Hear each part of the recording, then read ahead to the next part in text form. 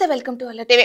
తెలంగాణలో రాజకీయాలు కీలక మలుపులు తిరుగుతున్నాయి. బీఆర్ఎస్ నేతల అరెస్టులు ఉంటాయని వినిపించడమే కానీ కనిపించడం లేదు. ఈ నేపథ్యంలో బీఆర్ఎస్ ఓ అడుగు ముందుకు వేసి అమృత్ టెండర్ల అంశాన్ని తెరపైకి తీసుకువచ్చాయి. దీనిపై 2 నెలల కిందటే కేటీఆర్ ఆరోపణలు చేశారు. బీజేపీ నేతలకు సవాళ్లు చేశారు. ఆ ఎపిసోడ్ అలా ముగిసిపోయింది. కానీ హఠాత్తుగా ఆయనకు కేంద్ర మంత్రి అపాయింట్మెంట్ లభించింది. ఢిల్లీ వెళ్లారు, ఫిర్యాదు చేశారు. తర్వాత మీడియా సమావేశం పెట్టి కాంగ్రెస్ పార్టీపై ఆరోపణలు చేశారు. ఢిల్లీలో ప్రెస్ మీట్ పెట్టిన తర్వాత అసలు లాజిక్ కాంగ్రెస్ నేతలకు అర్థమైంది. ఎన్నికలు జరుగుతున్న 2 రాష్ట్రాల్లో తెలంగాణ విషయంలో కాంగ్రెస్ కు ఏమైనా పాజిటివ్ అభిప్రాయం ఉంటే దాన్ని ఆరోపణలు చేసి తుడిచేయడంతో పాటు అక్కడ పోటీ పడుతున్న బీజేపీ నేతలకు కొత్త అస్త్రాలు ఇచ్చేందుకు కేటీఆర్ ఈ పర్యటనను ఉపయోగించుకుంటున్నారని అంటున్నారు.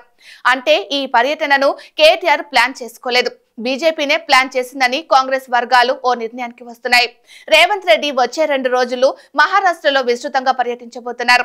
ఆయన పర్యటనకు ఒక్కరోజు ముందే కేటీఆర్ ఢిల్లీలో ఆరోపణలు చేశారు. కేటీఆర్ విషయంలో తెలంగాణలో రఘునందన్ రావు, బండి సంజయ్ వంటి వారు మాత్రమే చాలా వ్యతిరేకంగా ఉన్నారు. బాంబుల పేరుతో భయపెట్టి ఎందుకు అరెస్టులు చేయడం లేదని ప్రశ్నిస్తున్నారు.